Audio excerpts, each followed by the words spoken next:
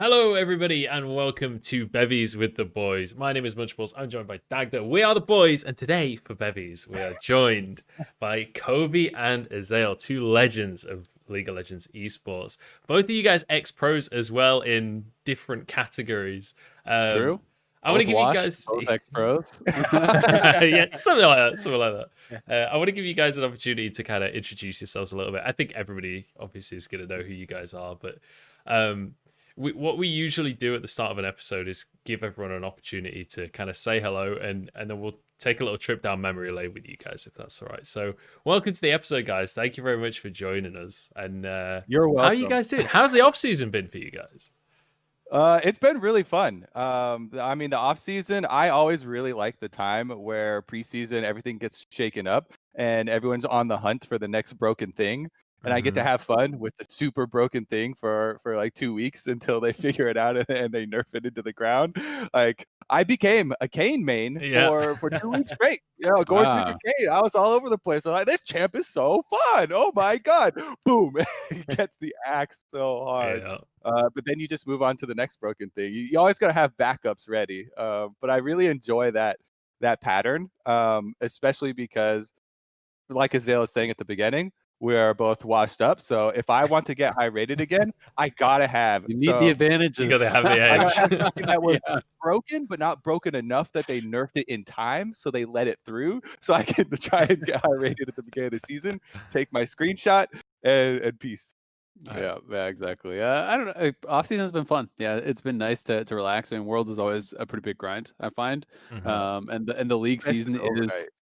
Yeah, I mean, for overnight, it's horrible, honestly. Yeah, you're like, going into cast at like 1 a.m. or whatever and going till morning and stuff, right? You get there, it's dark, you leave, it's morning time, and you're supposed to go to bed. So I always find Worlds to be a pretty big grind on overnights, and the season's really long because really League goes like 11 months of the year, right? If you're doing the international stuff and you're doing, especially if you're doing content and stuff for off seasons and whatever, this is kind of like the one time of year where I have more time to just chill. So I definitely had been playing a lot of preseason, and then Shadowlands came out, so I've been playing less preseason and playing some WoW, and that's fun for me because it's just like League for me is so intertwined with work now. So if I'm playing League, I'm thinking about work, I'm thinking about casting, I'm thinking about LCS and all that stuff. So it's kind of fun to be able to play some single player games or play some WoW or whatever, and it's just like brain off, just gaming. And I do just want to quickly hit on Shadowlands there. You mentioned it briefly because I know some people. I already know the answer to this one, but how much of the Shadowlands have you been playing? Are you climbing the ladder in Arena? How's that all been going? I've been playing quite a bit, and yeah, I'm definitely climbing. I'm almost 2400 first week, so that's pretty fun. Like top 100 or so, or something like that, and 2600 MMR, which is pretty high. So it's been fun. It's been fun playing with some of my old teammates and stuff. I'm playing with Sidu and like one of his teammates that he was the guy I was sponsored with when I was still pro.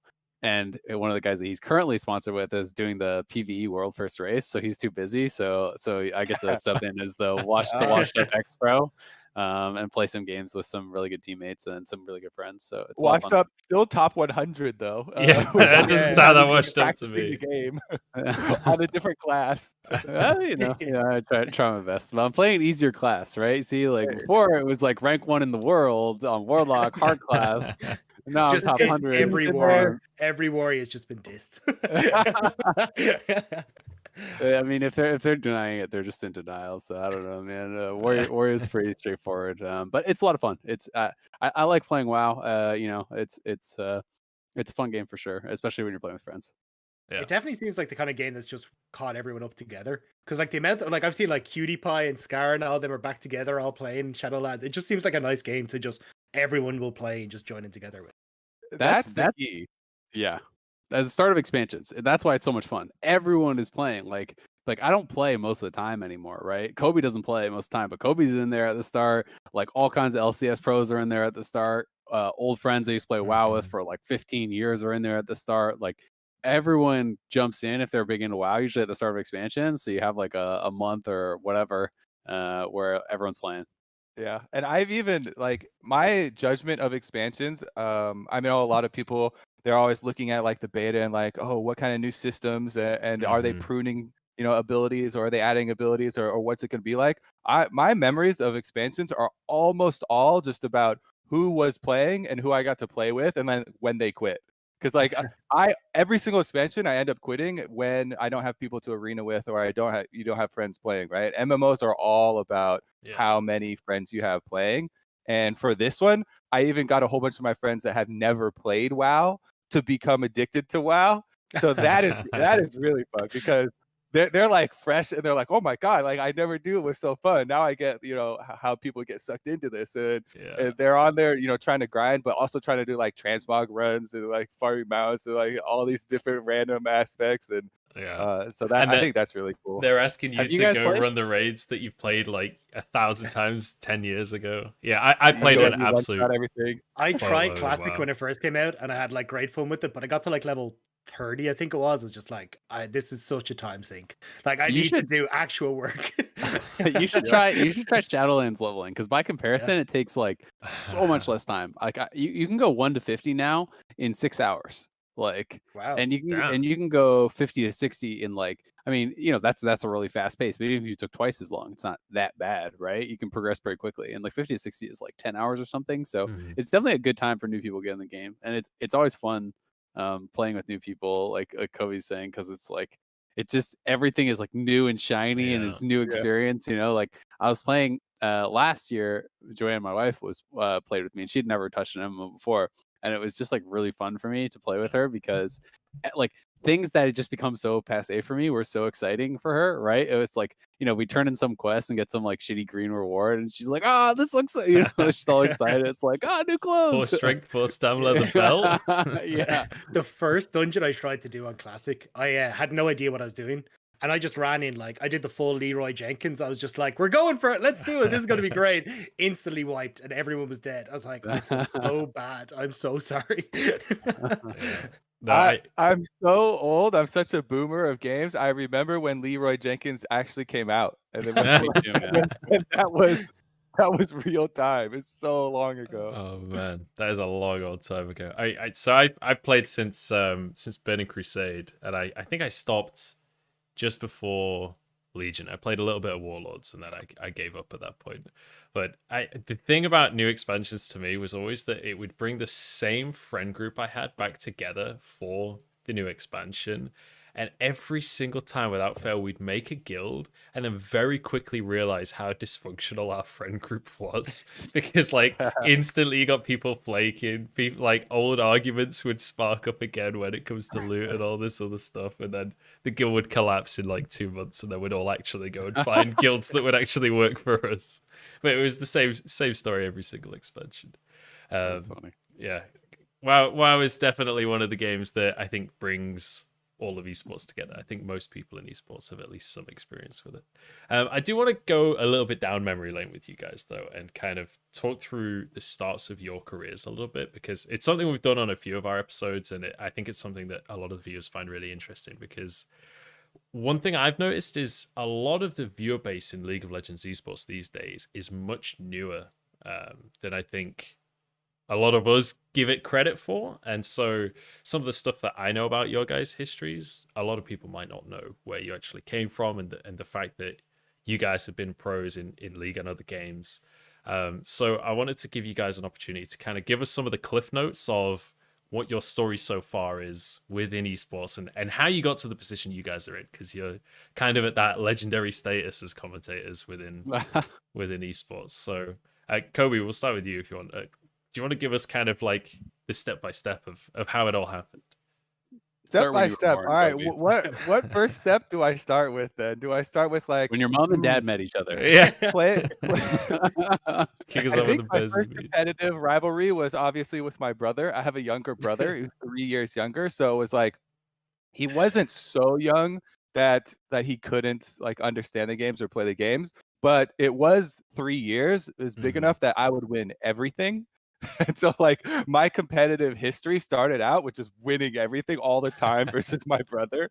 And then there's even like just like fighting games on Nintendo 64, like GoldenEye, super far back.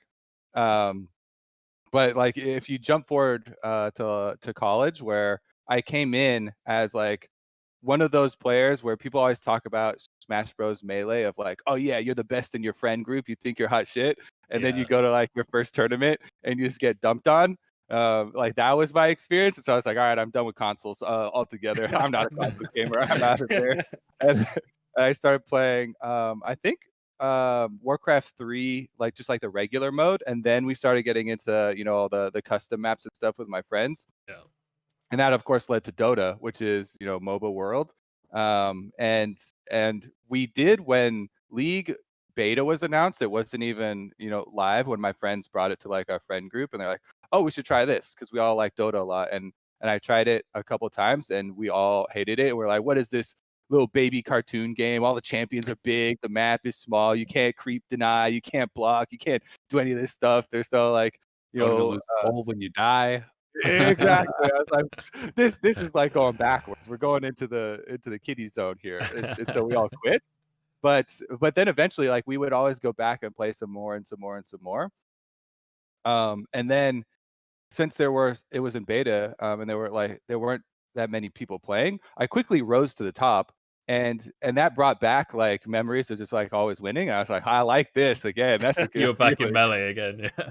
Yeah. And so I was just, you find yourself winning in queues like that at the top. You will always face the same players over and over and over. And so then I start to develop relationships with all of the players at the top.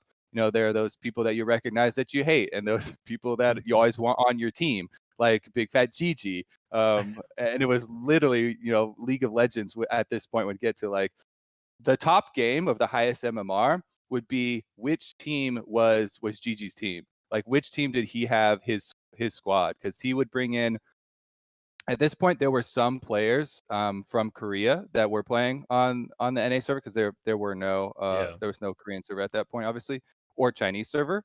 And so there were these some mixes of those top players, and eventually. I'll just skip forward a whole bunch because this is going to take a super long time. Hotshot, as well as GG and Chowster, and Elements, and we made CLG. And at that time, this was in the very old days of competitive gaming, where you would win literal win mouse pads. I think I got like 4 laptop heaters or coolers, excuse me. Heaters. Laptop heaters. 4 laptop It was April Fool's. Yeah.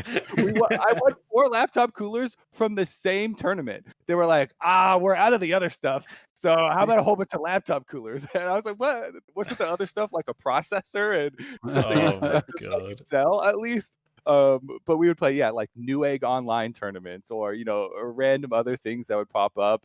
And we would still be super excited to win. Like, I get a bunch of RP, or just random computer parts or something. And then I got as season 1 is approaching, I get kicked from the team. I get benched for St. Vicious, which I was super pissed about at the time. But it took me like a month or something to get over, where I didn't talk to them for a while. But then they ended up taking me with them to season 1 World Championship anyway, because they felt bad. So I still got to go to DreamHack and got to go to the place. I skipped over WCG 2010. That's where we actually won, which was technically a international competition, but again, there was like no Korean server and stuff. So there were Chinese teams, and there was Southeast Asian teams and European teams. But we won that, and that's where I got to meet Mark Merrill and Brandon Beck. And we got a gold medal for North America. I don't know. Maybe there's like an IEM championship or something that North America got, but it might be the only. Yeah, TSM won IEM, right? Yeah, TSM won the IEM one against Fox Tigers or something, wasn't it? Or, yeah, Coup, I guess back then. Yeah. But basically, me playing on CLG made a lot of connections within Riot, because the company was so small at that point. Mm-hmm. And then when they announced they're starting the LCS, I had quit by that time after I got benched on CLG for St. Vicious. I graduated college, and I was working in as an industrial engineer for 2 years. Found out I hate regular life desk work, and I would always go to the tournaments and complain to all my old league friends about how I need to get back in somehow. And so when they announced LCS, I was like, I'll be an announcer then. How about that? Because I was already doing on the weekends announcing for TSM invitationals for Reggie and stuff. So yeah, that then LCS, that was 2013, and it's been, you know, over 10 years now of a straight LCS. And the rest, as they say, is history. Yeah. For me, I mean, mine is kind of spread across some different games and stuff. But I mean, I grew up playing games and everything. You know, I really got into WoW in high school. And you know, I had played like StarCraft Brood War a lot, and Counter Strike, and Age of Empires, and all those kind of games growing up. Played Dota, played, you know, always was into a lot of multiplayer games and playing online. The first thing I really did play like a lot though was WoW. And you know, I got into that. I started doing when Arena came out in TBC. You know, I got like rank 1 in all the different modes, and you know, did all these things and started kind of getting recognized a bit. Started competing in some online tournaments, but like in the early days of WoW Esports, Canadians weren't allowed to compete in tournaments. What? So like That's the first BlizzCon, for example, I don't know, some sort of rules that they had. I remember the first BlizzCon was like a 2v2 mode, right? The rules, you know. yeah. And it was like based on population, each battle group, because it used to be divided up into your different battle groups, Yeah. like different servers essentially. You know, X amount of teams at the top of 2v2 ladder qualified to this online qualifier thing. So we qualified to that, and we were like 200 LP above second place. I'm like, BlizzCon is like for free. Like we're gonna win for free. One you have to try. And I didn't get invited, even though we were the first place team by like so much.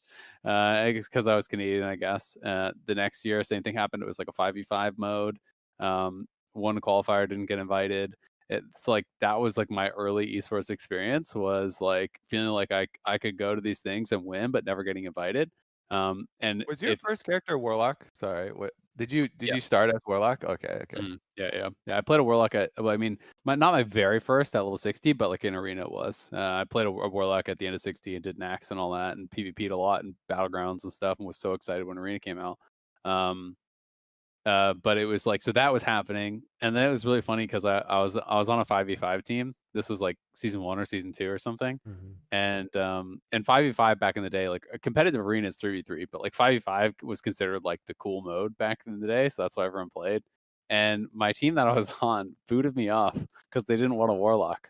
There's this team that was really famous way back in season 1. I don't know if you remember this, Kobe, but like called Pandemic, and they were like the most famous WoW team, right? But all the tournaments were invite only. So like I didn't think they were that good, but they won every tournament at the start. Because there was like no one could just show up and play against them. You had to get invited. So they released this 5v5 video, and everyone thought they were hot shit, and they were playing the same composition that we were, but with a mage instead of a Warlock. So my team kicked me off to get a mage because they're like, well, Pandemic's running this, so we got to run this. So I get fucking pissed. So first I make another team on the same battle group, and I take rank 1 from my old team. Then I transfer to the battle group where Pandemic is, and I take their rank 1 too. So the team that my team was copying, I take their rank 1 as well. I'm like, fuck you. And I was playing with one of my first teammates who and we 4v5'd them. Like one of the first games we played against Pandemic, who's supposed to be the best team in the world and all of this. One of our players DC'd, and we beat them 4v5. And, and no way. Yeah. And this was back in the day where you could still like global chat, like you could talk to each other in the arena. So we're like talking trash and stuff, because I think the first game we queue up, we get them, we lose. And some of the people I was playing with like knew this team, so they like came in like our Ventrilo or our TeamSpeak or whatever the hell we were using back then, and start talking shit and being like, well, Warlock, like why would you play with that? You guys are trash, blah blah. Like you'll never win with the Warlock. And then so the next game we have a DC and we 4v5 them, and we're all just spamming lol Warlock in the arena. And one of my teammates made a PvP video about it. And this was back with Warcraft movies, like you talked about the Leroy Jenkins thing. Yeah. And this video kind of blew up for 5v5. It's like we just smashed the best team in the world 4v5, and like we just continued to like farm them the whole night. So it's literally just a video of us just beating this same team over and over and over and over. And so like I kind of got a lot more recognition from that, because I was supposed to be the best battle group, and I got rank 1 in all 3 brackets there. I ended up getting sponsored. The first team I got sponsored by, turned out to be like TLDR, like scammed me pretty hard. Well, or like basically we're like kind of like a fake sponsor. Like they had all these things on their website about, oh, we're sponsored by this and that and all these different things.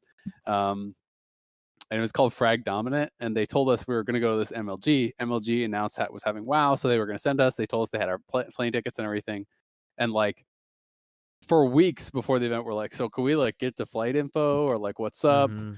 And then like a couple days before, they finally admit that they never bought tickets. They don't even Oh have my tickets, and they're like, God. oh, but like we have the money, but it's like stuck in our bank or something. But like, you know, we'll pay you back though, or whatever. And we're kind of like knew we were getting screwed at that point. But just like my two teammates were lucky enough that their parents could pay for their flights. And so like I went to my family, and my family didn't have like a lot of extra money or anything, but they knew that like I'd been like really into this and like wanting to go so badly for a long time. And like for a couple months before MLG, it was like all I was doing was preparing for this tournament. So my parents kind of like scraped together some money to send me. And I was kind of at that point, I was thinking, all right, well, I'm going to go to this one tournament, and then that's going to be it. Right. And then I'm like done with esports. And this was back in like the end of 2007 or maybe it started 2008 or something. And so I was like, well, I guess that like that'll be a cool experience. And that'll be it. And we went, and we, you know, there was teams from Europe and the best teams from North America, and we won. And we won the first tournament, and then, you know, we got offered a sponsorship by Evil Geniuses. The owner, Alex Garfield, back then, you know, came to me and said that they wanted to pick up a WoW team, and they were just basically going to pick up whoever won that tournament. And we won that first MLG, so got sponsored by them. You know, was with EG for like 7 years. Won a lot of tournaments, won a world championship, got to a lot of esports stuff with them. Even got flights you know, paid for. Yeah. Seriously, can you imagine that mindset though of, yeah, I'm just gonna go to a tournament and buy whatever team wins? Like that is mind-boggling nowadays. Like I'm just gonna go to Worlds and pick up Damn One because they won, you know? Yeah, It's just... yeah. It was just like most of the teams, like it was so low money, right? So it's like it's just it was a different world. You know, I remember when we first got sponsored, it was just like the sponsorship was they would pay for our flights and our hotels and give us like free peripherals and stuff, and that was considered like an insane sponsorship. Like the whole pro scene was like jealous as hell of the sponsorship, that like we were just getting flown around to all tournaments because they would fly us everywhere around the world for the tournaments, and get us a hotel room, and we're like all packed in one hotel room, right? But like, you know, that was considered fucking awesome. And later on, when we started getting a salary, we're like the only team in the world that was getting a salary at that point. So it was like, it's not like people were making a lot of money from this. The only reason I made, you know, any money really was because we were winning tournaments, and I was like making stream guides or like boosting people in arena or like doing other things on the side, right? I think that's one of the big like differences for a lot of the new fans and people growing up now, is like there are people growing up now in the world of these giant salaries. We have announcements where Perkz buyout is, I don't even remember what Jack was saying, like 3 just million, the 5 buyout million. alone It was almost insane. 5 million. Could you even like put that side by side with what we're saying, like the world that we grew up winning in? mouse Like, mats. Think about the Yeah, hotel room you could get for that. Like, it'd be nuts. I mean, it's really crazy, right? Like, you know, when Yeah. Jensen, you know, there was like the league salary thing for him, it was like 1.4 million or whatever. I was looking at, it's like 100 and some thousand per month that he's making, right? You know, the most I ever made per month as back then was 1,500 a month, and that was like the highest my salary went, and that was doing like casting and streaming 40 hours a week, and you know, competing as a pro, right? It's just a completely different world now. But like, you know, I loved it, and it was for me less about making the money and more about like getting to go all these places and kind of doing what I enjoyed. And I thought, hey, maybe this can get bigger, maybe I can do something later. And if not, I'll go back to school afterwards, right? Because I went straight out of high school. I didn't go to university. But there always just kind of ended up being more opportunities. And you know, in 2010 was the first time I cast something. I was traveling there was some sort of like promotional stuff for sponsors we had to do after a tournament. There was like an MLG, and then for BlizzCon qualifications, it's like the top teams like online, then get invited to like qualification realm or whatever, basically, and then the top 2 teams from that, or no, top 8 teams from that went to like a North American finals tournament in person, and then the top 2 teams from that went to BlizzCon. Is basically how it worked. So like we were doing this promotional thing, and then basically I had like the last weekend out of like a couple week long qualification thing online to try to qualify for the actual live tournament. So I get back, and every team that was high rated, what they would do is as soon as we would log in a character, they would add all our characters to friends list. And then as soon as we would log in, they would log out and they wouldn't play. And so like we couldn't play against any high rated teams. And then what they started doing when we just were like, all right, well, we'll just play like 1,000 games and we'll just win a point a game from all these low rated teams. So then what every team started doing is these teams that were, say, like, I'm just making up ratings, but say they're your 3,000 MMR team, they create new characters, they get to 2,000 rating, and then they chain queue. So like we basically and like leaving games to lose on purpose to other teams to keep their rating low. So we'd basically have to beat them like 30 times for every one game we lost to gain rating. And these are other like top pro teams. Crap. So we got within like, I don't know, 3 or 5 rating or something of qualifying, and we lost the game, and then it was just like GG, right? We're just done. So I was so sad. I felt terrible, first of all, that like I had been traveling doing the sponsor stuff and we weren't going to get to go to BlizzCon, and like I felt like it was my fault and we got really screwed. But I like really wanted to go because BlizzCon was like such a big deal and it was so cool like to see my friends there and all this stuff. So I was trying to think of how I could go, and I reached out to some people at Blizzard and I was like, well, do you guys need casters? Because back then they would just have like people that worked at their company who like didn't even necessarily PvP or like have casting experience really, would just like be the casters for BlizzCon, even though it was like there's 30,000 people there watching it, but like which is that's another sentence that now just does not translate. They're actually standing up in the office. All right, who wants to do it? Yeah. Like they would have, Lore, who was one of the community managers and like had a YouTube channel and stuff, but like he didn't really PvP, right? It's something against him, but he didn't really PvP, he didn't really know it. So he would be casting. So they said, yeah, I could go. And, I cast there and I loved it. I actually had a lot of fun. I didn't really think I was going to enjoy it. I think I got maybe $400 for the whole BlizzCon event or something, not a lot of money. Especially now when you're thinking about stuff for like essentially a world championship, right? Like one of the biggest gaming events in the world, to get $400 for going there. And I had to be there for like a week with the flights before and after. But anyway, I really enjoyed it, and I still wanted to keep competing as a pro. But one of the things that like did benefit me was because stuff was kind of like more antiquated and janky back then. Everyone wanted me to cast after that, and I was like, well, I'll only cast if you still let me play in the tournament. I'm not just going to cast. So if you want me to cast, you have to let me do both. So I would start doing like online tournaments and stuff, or like even some LAN tournaments where like I would play my games, and then as soon as my game finished, I'd just start casting the other games. Mm-hmm. And it's very FGC. That's exactly how that works over there. So it was a lot of fun. I started doing that, and then I eventually went and lived in the StarCraft 2 programming house for EG, because I was like really into StarCraft, playing a ton of StarCraft 2. I'm so jealous. I love those guys. And so I went and lived there because to cast the like I think it was a guy named Orb who was going to cast their team league. And then there was some like controversy where like, he had said some really racist stuff and he got fired before and they needed someone like right away. And I was like, I like casting. I could do this, and like send us a VOD. So like I cast the StarCraft game and sent them like, all right, you're hired. So I think I was maybe getting $500 a month for casting 6 hours a day, 6 days a week of StarCraft. So like way less than minimum wage. Of casting like full time, right? And I was also still doing WoW Pro stuff at this time and casting WoW tournaments. So it was like literally all I did ever was esports and casting. Like there was no free time in my life ever. And I did that for like a year and a half. After that, I started casting Hearthstone and stuff. And it was just like to make enough money to get by, you really just had to do a lot of stuff, right? So I started casting Hearthstone. I got to cast Hearthstone at BlizzCon and do a lot of, different events there and stuff. So, for me, really, I've just been casting a lot since 2010 and cast for a lot of different titles. And I think it was about 2015 when WoW EG dropped their WoW squad, not to pick up another WoW squad, but because they wanted to spend more money on Dota 2 roster. And then after that, it was like, well, my salary pays for my rent. I don't know that I want to do this just off of like hoping that I get enough Twitch subs and things like that, because Twitch was so much smaller back then, and it wasn't Twitch Prime and like all these things that like make people a lot more money. So like, even with a couple thousand viewers regularly, I was making very little money from my stream. And so I decided I was just going to like try to get a more traditional job.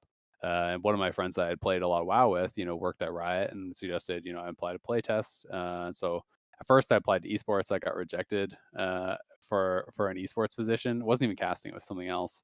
And then I ended up getting in at Riot to playtest. I did that for a while.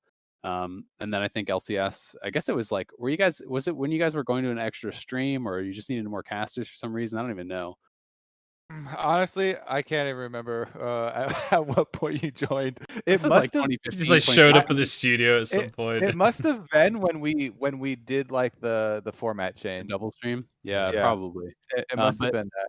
yeah, like Jat reached out and stuff, or someone reached out and basically that they needed casters, and if I wanted to do it, and I was keen. I was kind of debating between doing that or just continuing along more traditional career path.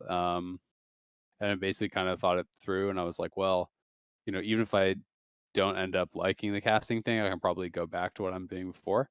And if I do, if I pass it up, I probably can't get back in later, or maybe not as easily. So started doing analyst desk and that sort of stuff, and eventually started full time. I think the next year, but for a while I was basically doing like both jobs. Like I was coming to store meetings and doing analyst desk on weekends and stuff. So I was just like working 7 days a week for like I think 6 months or something like that. Yeah. And then because I was still doing my full-time playtest job. But so it was like actually like a relief when I swapped over finally, because it was like, oh my god, I have days off, like this is wonderful. Yeah. But been with LCS for a long time now. Yeah, like 5 years or something like that, 4 or That's 5, I don't know. That's actually making me remember like the decision point that I had, because like I was saying, when I was working as an engineer for 2 years and casting TSM tournaments on the weekends, so it's like, okay, you're working 5 days a week at an engineering position, and then on the weekends casting and basically working 2 more. And I don't remember how much they paid me, but it was Not a yeah, lot. it Spoiler. was definitely not a lot. But I was doing it because I'm like, I am unfulfilled. I'm so sad at this job. Like I did all. My parents are like, or especially my dad is like, you did all this work to get your degree. Now you're an engineer. You have the engineering position. Like this is what you do. That is life. Like you did it. You're done. You made it. Now like you're good. Get out of there. But like I would always like I was saying, go back to the esports events. Like I remember so clearly the IPL events, and especially IPL 4, and just seeing all my old teammates and seeing all the old players in it and complaining to them about real life work or whatever, and wanting to get back in somehow. And my dad pushing so hard to be like, all right, you have made the separation, but always complained to my mom. And so I had this big decision point where even when the LCS was announced, they only offered me at first, I believe it was a 6-month contract. So I would have to quit my job up in the Bay Area, that was a senior engineer position, and move down to Los Angeles just for a 6-month contract. And my dad was so hard against it. He was pissed. Like he started yelling at me. But my mom was like, could tell that I was so unhappy. And so she was like, don't worry, I'll take care of him. Like go. And so at that point was actually one of the biggest, like scariest decision points, because like Azael is saying, like this is the difference between no money esports, which is going to make you happy, or traditional career path, and especially it being just a 6-month contract. Like even that little bit was so scary, and the fact now that it has turned into 10 years of basically of LCS almost, And we make more than $500 a month now. It's so crazy. Yeah. And now my dad's happy. Bit. He's like, yeah. He's like, I do it all along. Great move. So how far down the line did it take before your dad got on board? Like what was the turning point? Honestly, after my mom like calmed him down and stuff, and after I had moved and I was gone, I think as soon as I got the like conversion over from the 6-month contract to I think the first one was just like was a full year after that. He was like, okay, he'll survive, basically. At that point, he was just worried about that. Up until then, he had continued to like literally send me job postings of engineering job postings. Like he would keep sending me these in my. By the way, just in case. But he was trying to be nicer about it because my mom had like talked to him.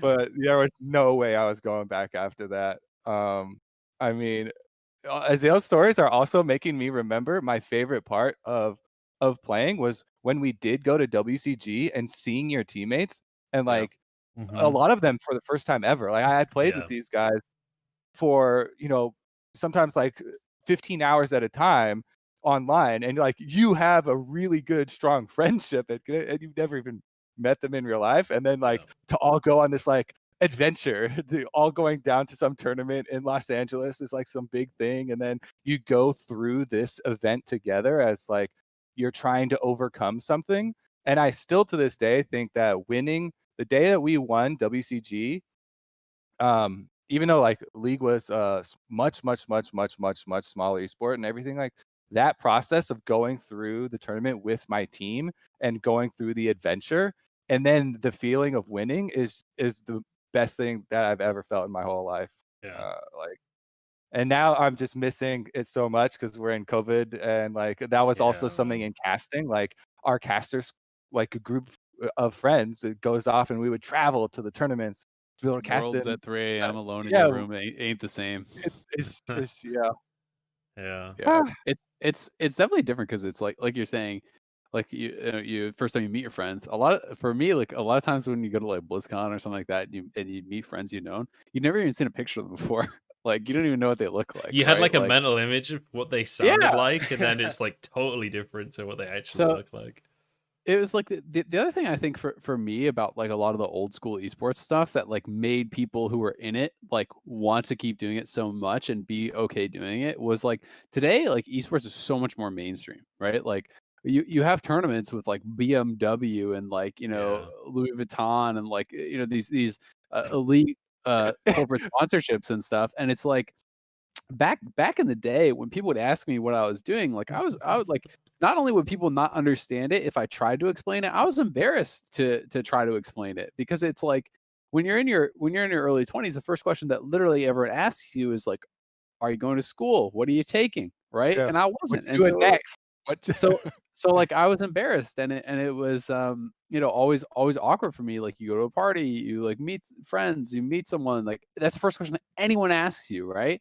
And you try to have this thing where you're trying to explain it and no one gets it. No one like really understood it back then. And so like that was always a struggle for people who were in it. And then you'd go to an MLG or you'd go to an IEM or a DreamHack or a WCG or a BlizzCon and everyone got it. Right? You didn't have to have that like awkward conversation because everyone was feeling the same thing, right? Everyone was really into it the same way you were. And that to me is like what made me love esports and what made me love those events was just like that feeling of community and connection with these people that like I didn't even know, because it was just kind of that acceptance that it's like we're all here for the same thing, right? Like no one's going to ask me to explain why I'm at BlizzCon, when they're at BlizzCon. No, they're going to come up to you and be like, holy shit, you are rank 1 Azael. Like, literal world champion. The early esports parties, by the way, were so ridiculous. Like, it's 50 dudes in a hotel room. But like, and then you have that level, and then you have like once Twitch parties started happening and like Twitch started getting bigger, and then there started to be like some level of money. Like I remember, so I don't know if Curse is even still a thing, but Curse Gaming, they used to do like a lot of ads on their website, and that's how I met Kobe. I still to this day don't remember the night that I met him. Can I tell that story? His story sounds like a good party. His story does sound probable to things that I would do. But like the crazy thing at these points too was like I was like close friends with the owner of Curse, Hubert, and he ends up becoming, like this giant, there are these millionaires that are just like floating around that are gamers that are like excited, and so many people are having some of their early experiences, like meeting and partying with other people that are like-minded, like Azael is saying. So many other experiences for a lot of these people have been like going to parties and not having stuff to talk about. But when everybody is a gamer, then everybody feels comfortable and everybody just starts to just let loose. And I guess crazy. Can I tell the go for story? it. That sounds like the perfect story. It's not intimidating. No, At it's not least incriminating. the person that I heard before is not. No, it's definitely not bad. But I just didn't know if you cared. We were at some curse party or something like that. This was at a BlizzCon, right? And at this point, I don't know. This was pre me joining Riot. So very early days of LCS, probably 2013, 2014, something like that. You were still like a WoW player, I'm pretty sure at the time. Yeah, I was playing at BlizzCon that year. I think 2014 maybe. Anyway, and so like I'd been watching LCS though, so I knew who Kobe was, and like Kobe was my favorite caster, and I didn't know that he knew who I was or anything like that. So we're at this party, and like I see him kind of just like like across the room, or whatever. He looks over and he just like locks eyes with me, and he goes, Azael! And he just starts running over to me, and I'm like, "What's happening here?" And he literally just runs and just jumps, and I like have to catch him. He's in my arms. It's like, Azael, I fucking love you. I'm like, "What's up, bro?" And like, I'm like, "This is really cool. This is." I had played a lot of WoW when I was younger. And I'm really competitive. I always try and play, PvP or whatever competitive aspect of any game. And Azael was the best. Yeah. And so I was a fan. Yeah. It's a gaming party. I was like, I was a fan of Azael as well. Like over on the other side of the world, my friend was like the biggest Sea-Doo fanboy in the history of the universe. He was a Resto Shaman, and he would just like watch every single fucking game over and over and over.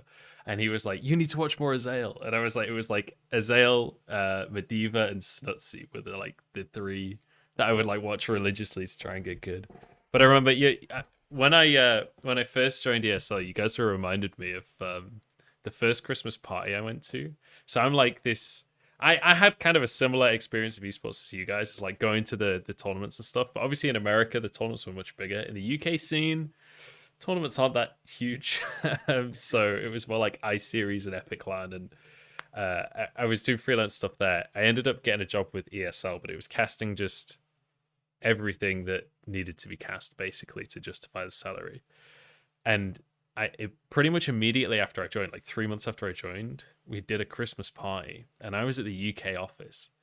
But this was the first year that the UK office had officially been ESL. So they were like, all right, all of the officers from all over Europe are coming to Germany to the main office, and we're doing a massive ESL Christmas party. And so we went over there, and they rented this bowling alley in Cologne. And I remember walking in as like this, like, gooey-eyed, green around the ears esports guy that was just basically is that a phrase? I don't know. You know what I'm trying to say. But like I was like still so new to everything, and I walk in and there's like Joe Miller's over there, D-Man's over there, there's Pansy and Machine and like Momo who casts Call of Duty, and like all of these ESL people that I've like looked up to for years. And then I go to the bar, and it's an open bar, and I'm like, can I have vodka Coke? And they give me a bottle of Smirnoff and a bottle of Coke. And I'm like, this is it. This is the career for me. I'm here to stay. Yeah. Here, take care of it yourself. Yeah. And at that point, I was like, I'm never leaving. This is it for life now. But yeah, funny. It's crazy how different esports is to like the normal world, especially when you first join, like the stark contrast. Because I was working in Subway before I joined ESL, and it was like Subway and then like freelance gigs on the side. I mean, Dagda, you were working in a bank? I was working finance, yeah. So that's why I always get jealous when I hear all these stories, because I started in Ireland where we had like 100 of us that would rent a hotel basement, and we'd all play games. It was just people you'd play with online, and then we'd all go out for pints that night. And you'd like, so I would cast the games. So we'd go out for drinks until 3 a.m. But I lived an hour away, well, an hour and a half away from where we were actually casting the games. So I get a bus home for an hour and a half, to sleep for about an hour, maybe 2 hours, to get the bus back in to be in for 9 o'clock that morning, no. to then start casting again. So you just cast the whole day. But there was just a bunch of friends that were doing it. Like I didn't really have the mental parties or anything like that until I mean, we did a little bit when I worked with ESL when I first met Joe, but like outside of that, it was just a group of lads that were just, we had a bit of fun. There was maybe 100 to 150 of us that just wanted to try it out. So let's just rent a hotel room and go for it. So it's always crazy when I hear like people going to BlizzCon and all these kind of stuff, because we just don't have that in Ireland, and then you just kind of slowly build up from there. I think the craziest ones are actually in the early stages of LCS, since there was a new influx of money, and it was the transitional period of the early stages that we're talking about with Azael into big sponsorships, and a lot of these players having a bunch of money, and these teams having team houses. Like we would have team parties and LCS parties, and like lots of players and everything would like, those are the ones that I really miss from moving down here in LA, because it didn't take very long for those to have to get cleaned up real quick, because like you have all the these sponsorships and this money, and you have all these sponsors that want results, and so it got much more strict very quickly, and now that stuff just doesn't exist. So that's why I forget, was it Crown a couple of weeks ago? There was like a Reddit post or something where Crown was like, I can't believe the LCS players go out like partying the night before games and stuff like that. And I was like, that's ridiculous. We haven't done that in years. You haven't even seen what parties look like. Maybe the first year, maybe 2013 LCS, I would have been like, oh, okay, yeah, one of these teams, maybe I could see it happening. But I'm like, that's ridiculous, because I would have been invited. I would have known about it. I know some people were saying that it was maybe like a mistranslation, or maybe like a different opinion of what a party is, you know, because some people, like I think it was maybe Alorm who was like on Optic with him at the time and stuff, was basically saying it was like maybe them having a beer with dinner was considered like partying, because the LCS players do go out for dinner a lot, right? But it's like you go out and you have ramen and you maybe have a beer with your dinner, right? And so like maybe that was his like impression of like, oh, they're out drinking, right? Like that's like partying. But it's pretty tame now, honestly. Like people are so focused, and like Kobe said, it's like as money goes up, expectations go up, right? Like you're not going to get paid $1 million to play in the LCS, and they're not going to let you just like screw off and go out partying all the time and everything. Like these players are grinding, and it's in their contract. They have to grind, that you have to play, you know, X amount of scrim blocks per day, X amount of solo queue games. The coaches and everyone are tracking how many games they have played on all their accounts. And like, it's very full time for these players. Like most of the pros I know have maybe one offish day, and that usually becomes like maybe go see your girlfriend for a bit and then get back to solo queue. Like these guys are grinding.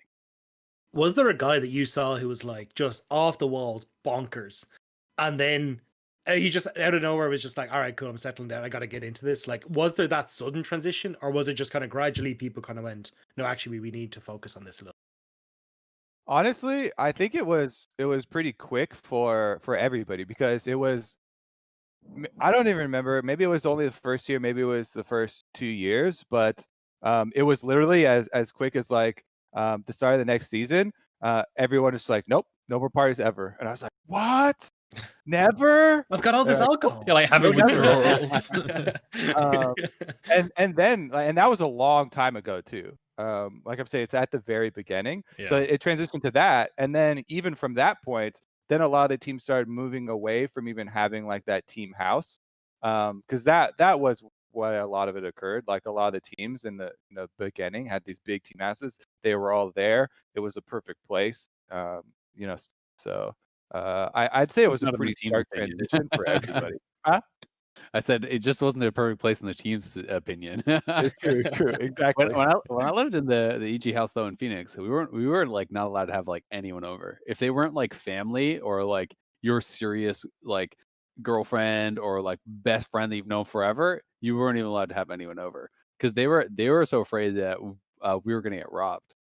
Because like they would have all these gaming rigs in this house in Phoenix, and sponsors would send all the stuff there. So like we'd have like a garage full of like Intel processors and things like that, and like headsets. There was a lot of money worth of computer parts and and many pallets of Monster Energy drinks and different things. So like people didn't really have at least in that house, people almost never had anyone over, right? I think I had like a friend over one time in the like year and a half that I lived there. If you were gonna hang out with people, you had to like leave the house and you couldn't even tell people the address. So like a lot of teams take it like pretty serious because they're not only stuff like worries about getting robbed and whatnot, but like they don't want fans showing up to the house. They don't want the address to leak. Like weirdos coming or people even just showing up and waiting outside your house for pictures. With all the stuff from LPL this year, like, I mean, there's some want weird that. stuff You just don't want that. Some people are really weird. Like even when I lived in Toronto, when I was streaming full time, this is back in like when I was still on EG. I lived on the 7th floor of an apartment building, right? And you can see my window behind me, so you could see like kind of like a cityscape, and like some trees or something like that out my window when I used to stream. And some people literally took the background image and went on Google Maps and like Google Street and stuff in Toronto and scoured the entire city to figure out what the background was. And then from there went in person to like the park and like basically like, got the angle right to figure out where my apartment would be. And these people literally figured out, like, just one day I was streaming and someone was like, do you live in apartment 703 on blah, blah, blah, blah, blah, blah, blah, right? And I was like, nope, definitely not. Don't live there.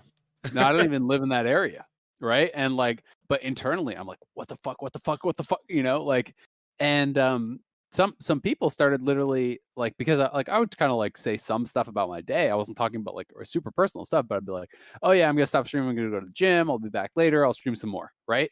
So people started waiting at the gyms in my area for me and stuff like that. And I had some people literally like wait inside the gym and were like following me around in the gym as I was working out and just like watching me.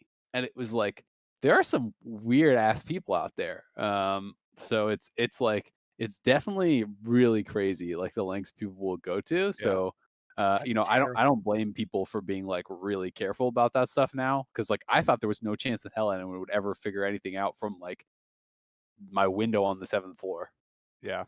And there have been real like scary cases of stuff happening from a lot of the teams too, of people finding out. Legit, especially for high profile ones. Yeah.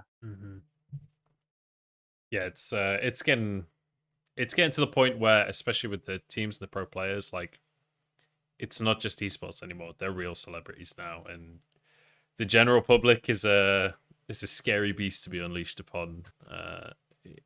Especially if you're performing badly at the time in the standings or whatever, like, people get crazy. It's so hard as well because you've got like, I mean, you're trying to stream your daily life. You've got like unboxing videos. You got all this stuff that's going on, and you leave one thing out, and you're just done for. It just seems so difficult to try and manage all the different avenues that people come in with. Yeah.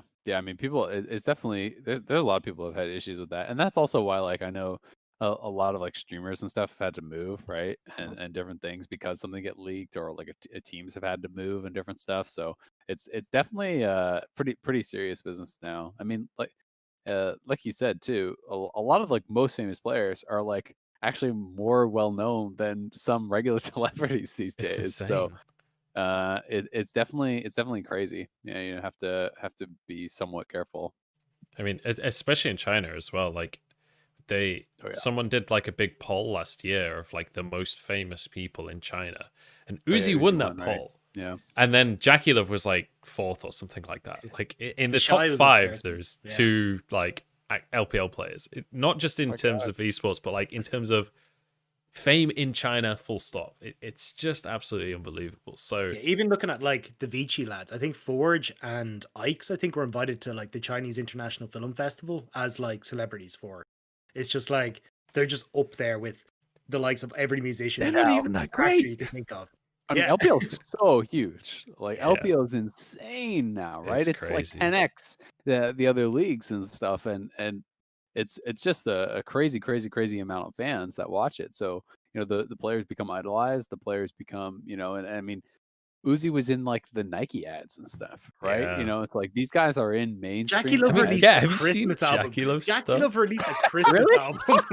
Like, how ridiculous is that? I didn't know that. That's He's really done funny. like I think Is he any 7 good? or 8 different. Yeah, he's actually shoots. pretty good. Yeah. Oh, Did you see the LPL song as well, where they got like I think there was like 8 players or Ellen, something that Jackie were Love. all singing in it. Yeah. They did No, I like a haven't whole seen that. song. Yeah, The All-Star song is for LPL is the pro players. Oh, that's funny. they're just like highly produced and auto-tuned and stuff. But Yeah, I watch like a lot of LPL, but I always watch the VODs and then I just skip forward to the games. So I think I miss a lot of that stuff, right? Because it's like when you're trying to power through VODs, speed it up, get to the game start. we don't necessarily always get it on our broadcast, but we kind of get it in our periphery because of being at the studio and stuff like that. But yeah, I mean, Jackie Love he was in like 7 or 8 different like He's in fashion Chanel, magazine shoots Gucci, over the like, course of the last few months. Like That's like what is it? Is it your All-Star? No, that's award show. The LPL award show. I always see those like fashion breakdowns of like Jackie Love is wearing an $18,000 custom shirt, blah blah blah, and like I'm like, oh my god, like these guys are it's legit like the celebrity tabloid type stuff that you see of celebs here on the red carpet, right? His outfit is worth a low tier LEC salary. Like that's just mind blowing, honestly. So even speaking of LEC, sorry to interrupt you, the lads that went over with Grabs, we were talking to them, was like all of the G2 guys are massively known over there. So they actually couldn't go anywhere. Yeah. And I think their hotel got leaked at one stage as well. And they would have fans outside waiting for them because they were they were G2. Like it's not even just the Chinese guys, it's just League of Legends as a whole over there just seems to be so much bigger.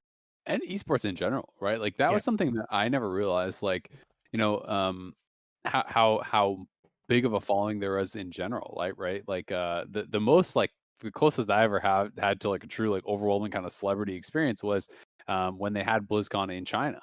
And I didn't expect anyone to know who I was. And it was actually like crazy. It was like overwhelming because they had the BlizzCon there, and they had never had BlizzCon in Asia at all. It's been in like the Irvine Convention Center literally every year except this one year where they had I guess they didn't even call it BlizzCon, they called it the Battle.net World Championship or whatever, but it's essentially a BlizzCon tournament happened in China.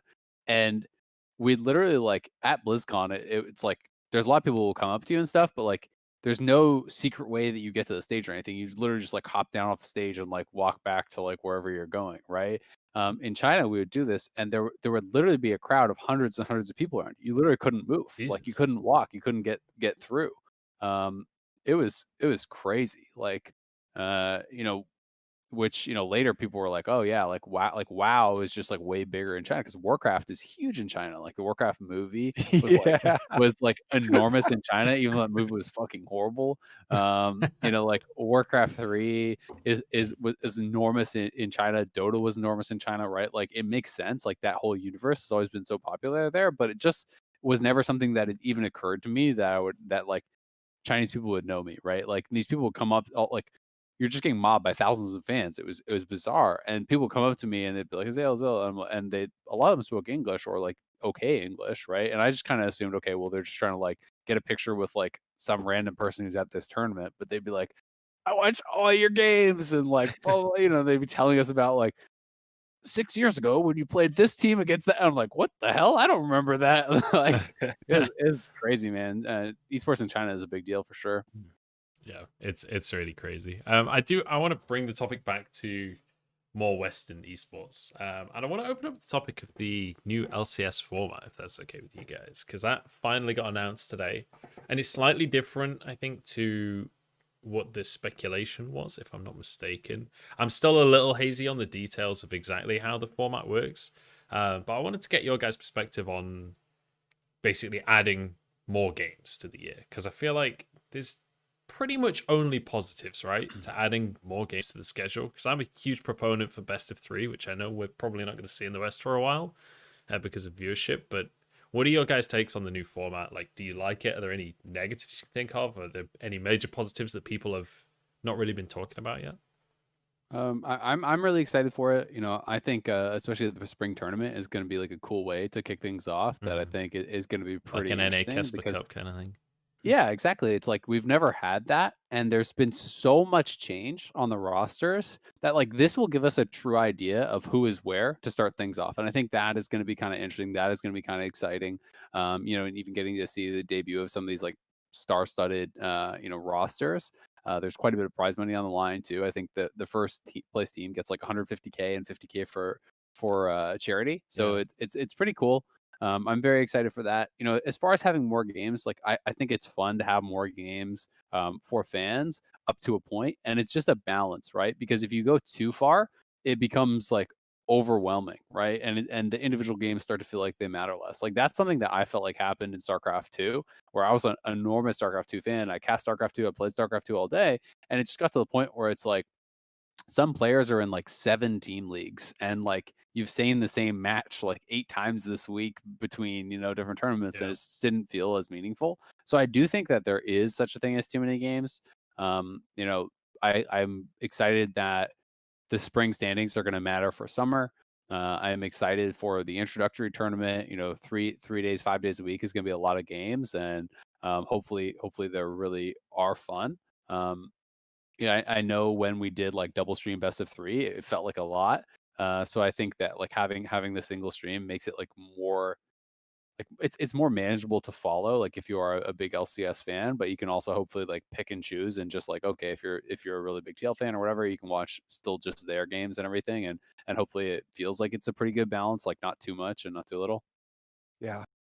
I think one thing that we lost when we went to double stream specifically is like also the feeling of it being a single event, like a community feeling, you know, everybody watching the same game, everybody watching the same stream. So I really feel strongly about the single stream thing. I'm always super excited for tournament formats.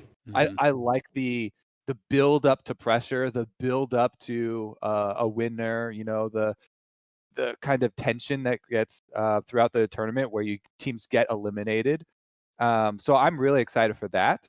I think one of the only things to worry about with the more games, in addition to possible burnout or viewer fatigue, is that one of the things that has always made the LCS so big has been our connection with our players through streaming and content and stuff with fans, and fans really getting to know the players and be fans of individual players. So with Doublelift and Bjergsen retiring, I know like I really want to make another like redouble efforts of push for that. And if you have more full game days, obviously there's less full time for you know, opportunities like that, like streaming, individual content generation, or anything to build fan connection. That being said, I don't think, you know, 3 days of gaming or of games breaks that point.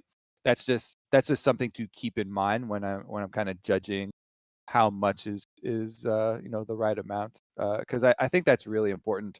I have to say though, like we've wanted to redouble efforts and build on that, and it is hard to stream. It is hard for you know, players to build that up themselves. We have some that are trying to do that, but simply by there being more time is no guarantee that there would be a better, you know, next explosion of a super popular streamer or something like that. So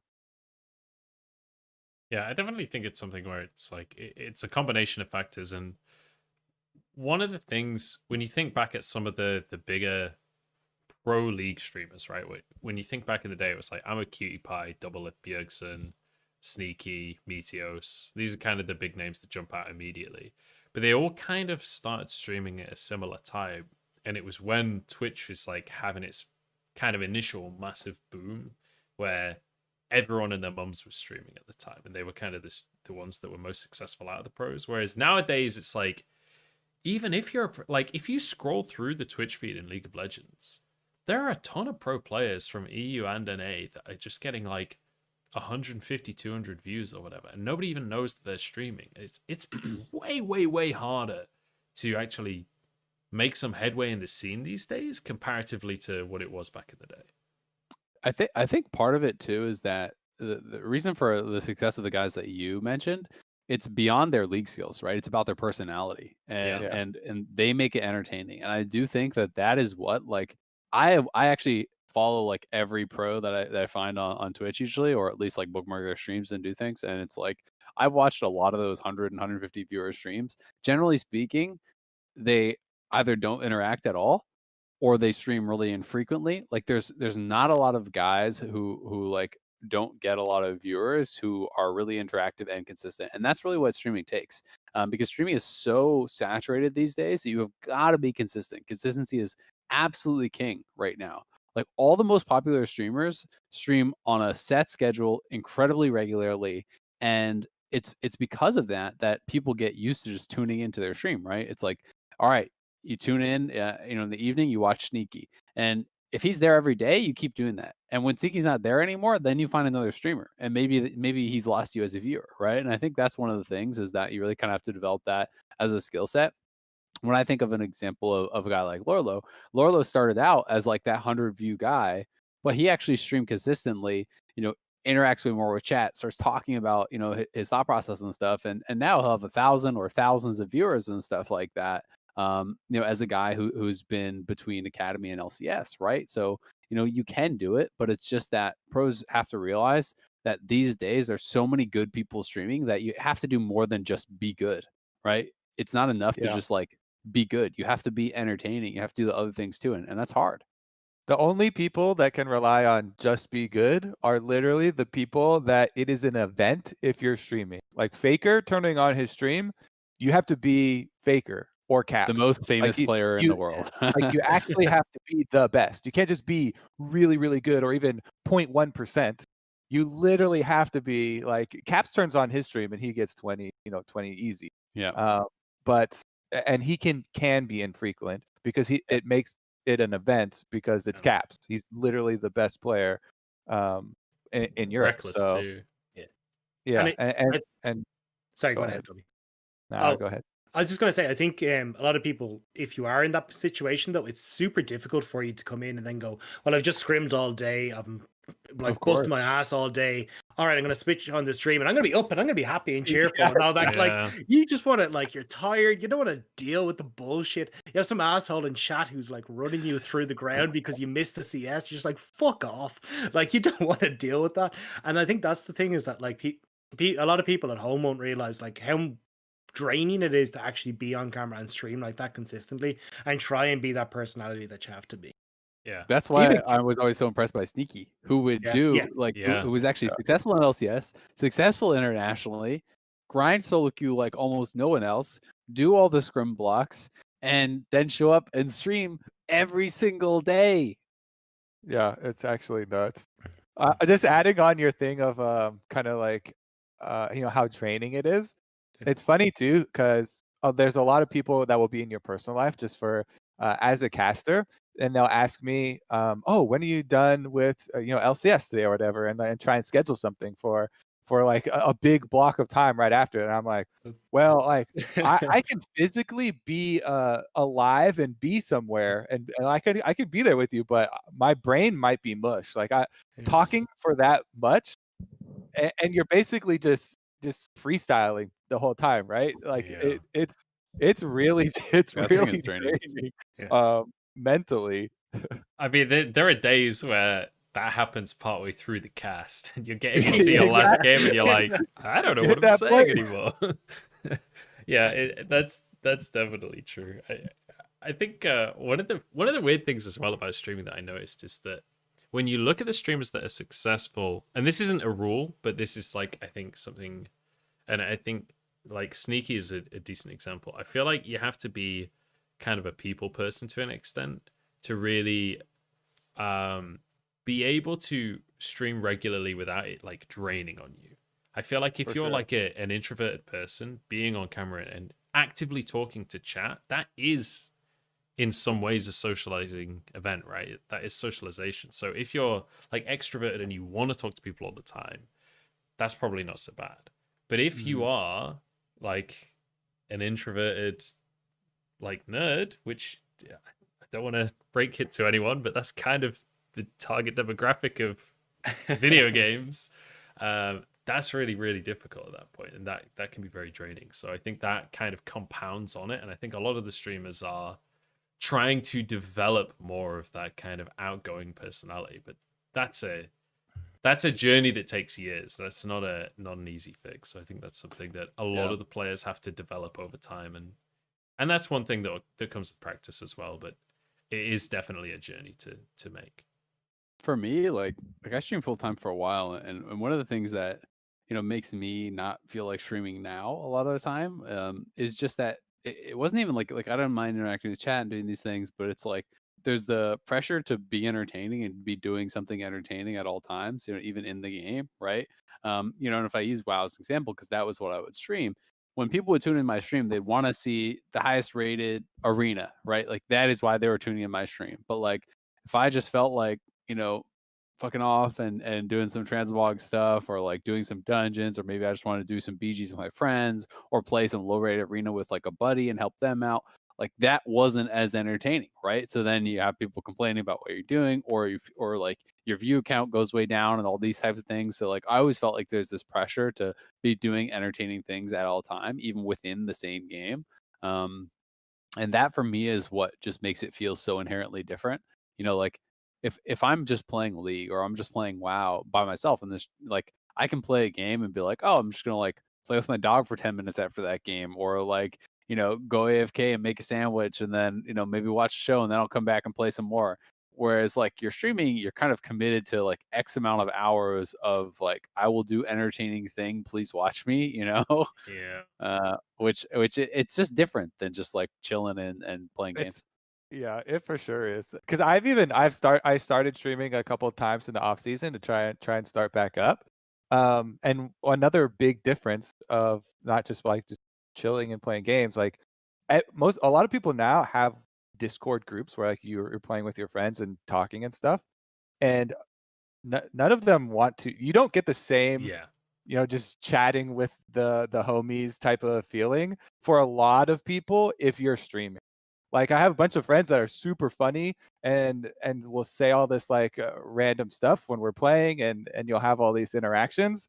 But if you stream and you're playing a game with them, it is not nearly as fun. Like people are going to be guarded, and so getting to that point, that's why I think so many more streamers now are doing like streamer plus streamer lobbies, and why like stuff like Among Us is popular, because you got to have other people that are on board with. Yeah. I mean, it just reminds me of playing. Like I was playing Arena last night, and both the people I'm playing with are streaming, right? So you finish a game, and then the call is just muted, and they're taling to their stream. I'm there for myself. I was like, oh, what went wrong that game? Yeah, exactly. I'm like, what can we do different next game? And no response. I'm like, they're both deafened. Okay. But that's it. We're living in the future now. This You is can like always the come carry me, dystopian video Azael. game future. I'm ready for the arena carry when you want to step down. All right. Well, let's start talking a little bit about the rosters in LCS, if that's all right, because I really want to get your guys' takes on who you think's going to be good, and like how you think, because like I think LCS is one of the biggest like shakeups that we've seen in quite a few years, honestly, when it comes to the rosters. Like I think globally, honestly, there's some really, really exciting rosters, but LCS I think has had some of the biggest moves. What are your guys' takes on like who you think is going to be some of the strongest teams, who maybe some of the underdog teams that people aren't really talking about? Because obviously like Perkz on Cloud9, I think everyone's kind of expecting him to pop off. But are you guys in the camp of just like, oh well, Perkz has arrived, he's just going to dominate the league, or is, because I don't think it's going to be quite that simple. I don't know where you guys sit on that. I think he's going to do really well. I'll just start, because I know that some people have been like, oh yeah, but switching back and forth between AD carry and mid lane, and does he still have it? I think he's definitely a very big pickup. He's definitely going to be very good. If you go too far the other way though, and like you're saying, oh, he's gonna stomp everything. Yeah, I think that is definitely definitely an exaggeration. I would say for like general groupings, I think most people agree with Cloud9 and Team Liquid, especially with their big spending and the previous performances. These are going to be the real big teams in the league. And then you kind of have another grouping. And you have like TSM with the drama and with all the retiring has gotten really risky. But then they kind of pulled it back with the Sword Art signing where like we went through a roller coaster with TSM. We're like, oh no, they lost Bjergsen, but they got PoE. That's really good. Oh wait, they also lost Double Lift. Oh, but then they got Sword Art. Yeah. And everyone thought Sword Art wasn't coming because Double Lift retired, and it was like trying to do the 4D chess. So like that one is super exciting. There's like drama involved in it. I think that some of the ones, as far as your call out for like under the radar, some of the teams that did get hit with like losing, FlyQuest lost their whole roster. FlyQuest went to Worlds, then lost their whole roster after building up so consistently, split after split. They're like, we're better. Our brand is better. Our players are better. Our team is coming together. Boom, blows up the entire roster. But on the upside, they get this like package deal with a bunch of the Cloud9 members who Cloud9 members from Academy or from the main team have always been good pickups. And they've also added the excitement of Jose Deodo off of his Worlds appearance, and bringing in a LATAM player also brings that fan base, that excitement. So I think there are a lot of teams that have done well with whatever this offseason left them with. Of course, you have to go at it from different angles. Not everybody can be Cloud9 and Team Liquid and drop in the Perkz signing and stuff like that. But I'm excited for a lot of the different angles, even with some of the teams that had to scramble too. Yeah, sorry, go ahead, Azael. Go ahead. I would just say, like, I agree with what you were saying. There was just two things I had to add. That I did see like a fair bit of like chatter of is Perkz even a good mid laner now? He's an AD, and I'm like, do people not realize he played he's spring, and he got 36 out of the 41 first place votes in LEC for first team All Pro. So like, definitively the best mid laner in Europe, right?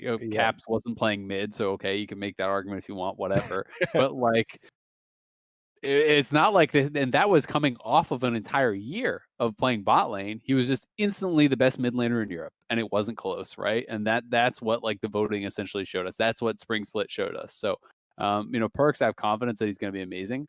There's some people on the other end that are like, Perkz is never going to die a single time this year. And I'm like, that's not going to happen. Like there are players who are going to stand up to him. There are players that are going to challenge him. He's going to lose lanes. Like, things are going to happen, but I think he's going to be great. And I'm really excited to see, how well he does. The other team that I'm kind of interested about is 100 Thieves. It's basically Someday plus Golden Guardians. And I think I was really sad when I initially had heard that like Golden Guardians was basically losing their whole roster. I'm like, well, that sucks. Like, this team was actually pretty cool in playoffs.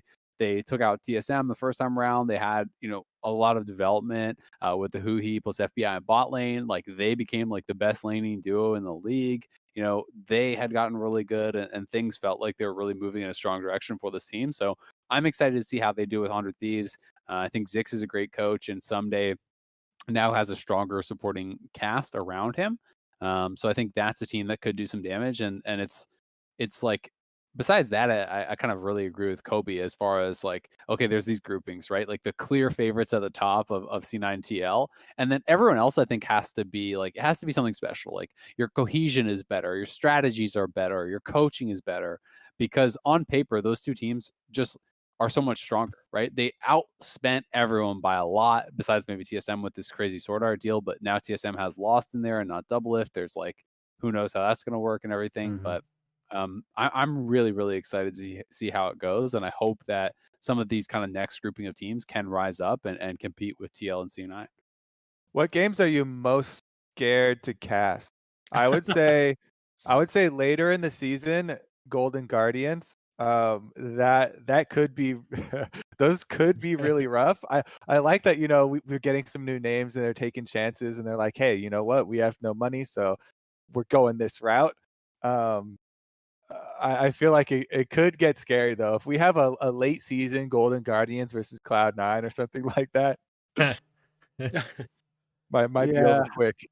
That could be tough. I mean, I will say though, like Golden Guardians basically came out and said like, hey, look, we didn't want to lose these players. We didn't have the money, right? Yeah, like, their budget got cut and everything. So like, I will say I am happier that they are going with like a bunch of rookies and new players and trying something instead of just like getting the cheapest veterans that they could find, right? Like I'm more excited about it.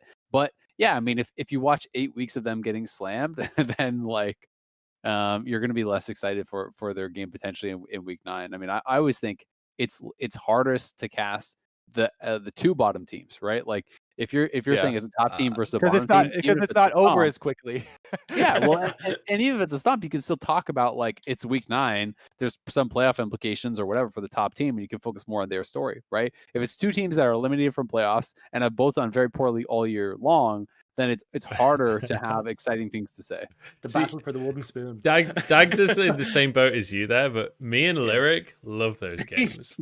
I revel in the Fiesta, man. Like I just bury me in it. I'm more than happy to just watch the worst. The problem is if it's not a Fiesta and if it's not like action, the problem is if they both like hunker down like and don't like want 20 minute That's BLG and LNG. That's why I hate BLG LNG. What'll happen is BLG will look good maybe in one of these games and they'll win and you're like, that's the BLG we'll expect. And then you go into the next 2 games of the series and BLG have shit the bed. They're not doing anything for the next 20 minutes.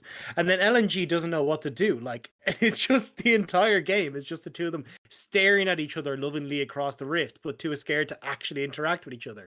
It is horrific. To not lose, right? Yeah. That's the worst. But this is what Joe and Lyric just live for. Like, they love these games. And I'll be talking I don't to love Lyric. the boring games. We love Rogue Warriors. I kill games. Those can be fun. If teams are going to scrap, you can have some fun because then you just talk about the game, right? You talk about what's happening on the screen. But when there's no kills, everyone's eliminated from playoffs, and no one's doing anything, those are the real stinkers. Those are the hard games to cast. I think that's maybe less common in LPL, just because it's LPL a little bit. Like there are a couple of teams that do nothing, but I would say like maybe 14 out of the 17 teams are pretty proactive in good ways or bad ways. Like even if you look back as far as spring, like V5 that we had at that stage, we're still super interesting to watch because you're hoping they would win a game. Actively running it. But they were actually quite fun to watch. In summer, there were beasts. Moles. Yeah, in summer it was nuts. Yeah. Moles, Beast, Moles unhit Nico bot. Beast, PP God. Obviously, Church has been arisen around him.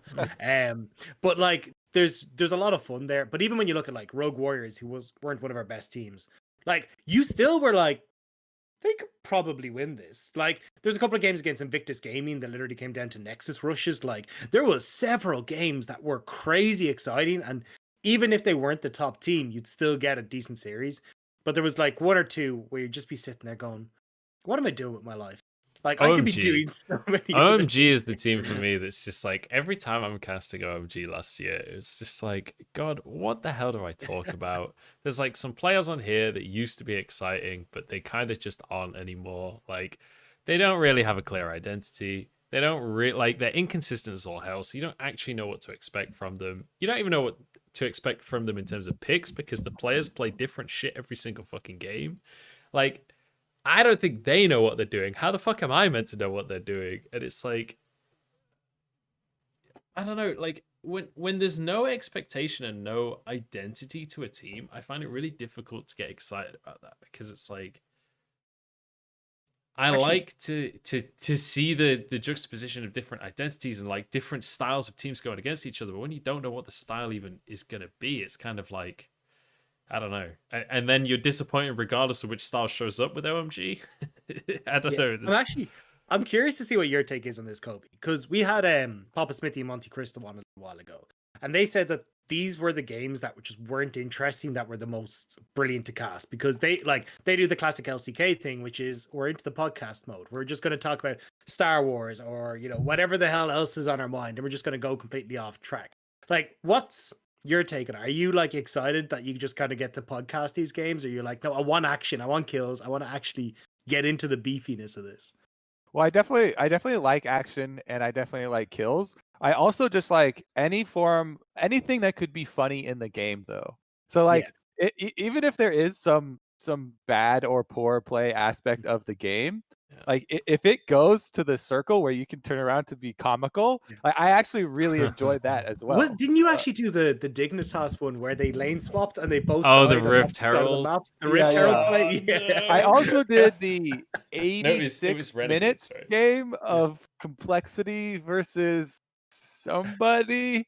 And eventually, it's just so bad. It goes so long. You get to this point where everybody, even watching, is getting delirious, and you just have fun in that way, kind of thing. Stitch has joined. I'm jealous. Yeah, with the doggo stream now. He's so fuzzy. He's just like a big ball of floof now. It's great. Oh, he's adorable. Good boy. Oh, he's a good boy. I'm one of those people that just, my brain turns to mush when there's a dog. All I can think about is the dog. That's me too. Like, I'm the kind of person that like I'll be walking somewhere with Joanne, and we like see a dog, and we're like cross the street to go see the dog. I'm exactly the same. Oh, perfect. And I go into dog voice. Just I don't trust people who don't do that. You gotta have a dog voice. Exactly. Yeah. The best thing though is when you're talking to Munch and you're in the middle of a conversation and you'll see a dog, because you're not sure what's happened. It's just that split second of like, and then what we can do is if we relook at this and oh my god, he's so cute, and you're like, what?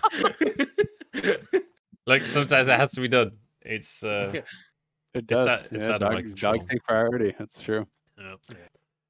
I heard you guys talking about some of the long games. That was like there was that 1C9 game at Worlds or whatever where like everyone was memeing Meteos for like learning Lee Sin during the game or whatever, and it was like a 70-minute game or something, and then he had like a good kick at the end and they won the game off of it. And it was so funny because it was like such a long game, and I didn't even really know like what to say at the end, and I was just like kind of like, it was like a hype moment. It was like a finish. I think it was at Worlds and like C9 won, so like I was pretty excited, and I was like, damn, like what an amazing game, or something like that. And I was getting roasted by the fans for being like, this fucking idiot thinks that game is amazing. Dude, what a moron! I've had so many casts like that where I come off of a game like, that was fucking amazing, or that was fucking garbage, and then I realized on Twitter the reaction to that game is the polar opposite of like my emotions from that game. Like, sometimes it'll be like an absolute just the worst game you've ever seen, and then everyone's like, that was really exciting. It's like, it's only exciting because they just chose to lose the game 5 times in a row, taking it in turns. Like, and then there's other times where it's like I don't know. Yeah, I've had that before though, where it's like you come off the game and your read of what happened is just totally different to what everyone else is thinking. Well, sometimes it's just like reacting to the moment, right? Like, a game can be a real stinker and then like has a banger ending. Yeah. And you're like hyped up, and you're like, oh, let's go. This game was sick. And everyone's like, what about those last 40 minutes though, where nothing happened? Yeah. It's okay. We trained in season 2 for this, where the most exciting thing for the first 25 minutes was who would break the farm record at 20 minutes. That was like all we lived for back then. So we're good with the slower games. I'm still trying to get used to the slower games, like, because for LPL a huge amount of them are just so fast paced that like when you do end up, because I end up doing the JDG semi-finals, I think it was back in spring, and it was like 32-minute first blood, and I was like, what is going on here? Like, it was really cool. It was nice macro play, but I was just like, every time they went to interact, I was waiting for a fight. We had the same one with we tried to do fight night for one of the series, myself and Munch, where we'd like built it up on the desk. We came in, we had like ties around our head, we'd like our sleeves rolled up. We're like, this is fight night. We introduced who was it, Rookie and I can't remember who the other guy was. It was LGD versus IG. Yeah, LGD versus IG. We had introduced Shie and Rookie, we had like they weigh 4,000 pounds. They've got like this is their fighting style. We had like an entire UFC fight card drawn up for these guys, and then we get in and like nobody was doing anything. It was like the worst, the worst early game we'd seen. So yeah, it's hard when you've kind of built these things up, especially if you're going in off of a story meet going, this is going to be action paced. You built the fans up, and then there's just nothing. And I think that's the hardest part in a lot of these situations is looking at like the expectation you built for fans and thinking, oh yeah, this is going to be great, this is going to be cool, and you're just like, oh, I've got nothing. our all-star game where we have Faker versus Rookie, Zach versus Jesus. Zach Malzahar. Yeah, we're like, was oh coming my off of, god, we like, get to the see quality Faker meta, versus too. Rookie. Yeah, That was actually like the biggest disappointment for me ever. It was like actually such an exciting meta too, where every game was, you know, it was like a Kali, Silas, Aurelia, like all these skill-based matchups. It's coming to All Stars. Maybe we'll get a Zed. It'll be an absolute banger. And we got fucking Tank Zach against Malzahar. It's like, Got him. It's like, come on, guys. Yeah, we had a similar thing with when we had Rookie versus Knight. I think it was during the regular season, or it might have even been playoffs.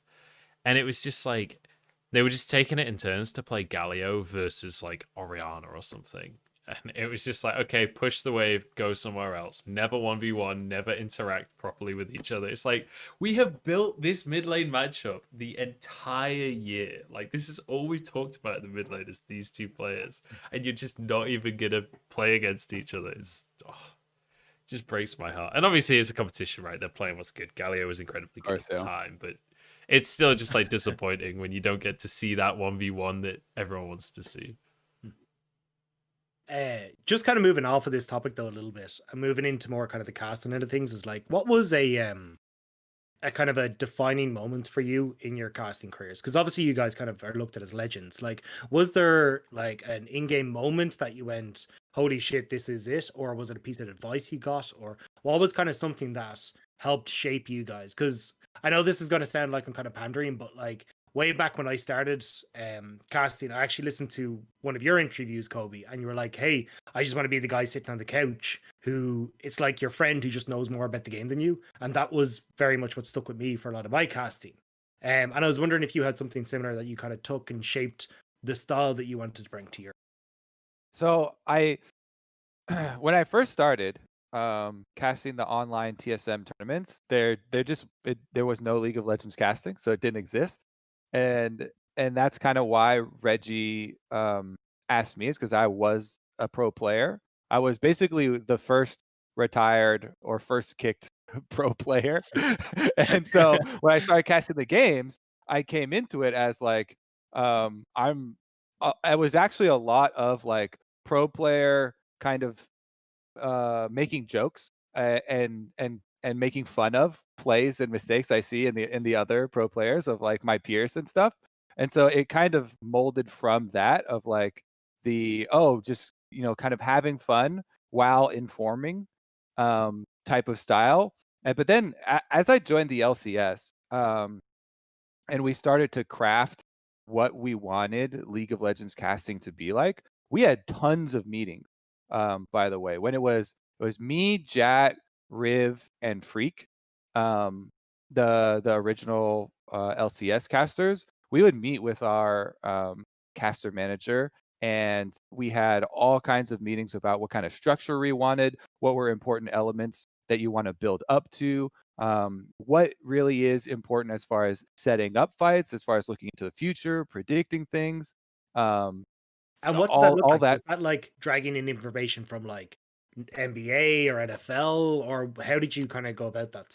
Jat was very strong in watching sports commentators. Like he really liked watching sports commentators and analyzing from that, and as well our caster manager.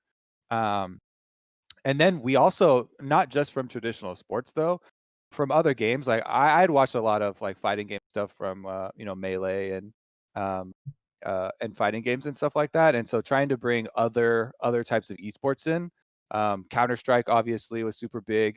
I hadn't watched too much StarCraft, but obviously Tasteless and Artosis, everybody knows them. and we had Freak knows a lot of StarCraft casting and stuff like that. So we tried to bring it in from a lot of areas and come up with what are good elements, what are bad elements that we can actually just get rid of, and build some structure around it. Then we started having classes like improv classes. We had where we would have even vocal coaching. We did all kinds of stuff, like whatever we can think of to try and make it entertaining, try and make it flow better, examine it from a lot of different angles.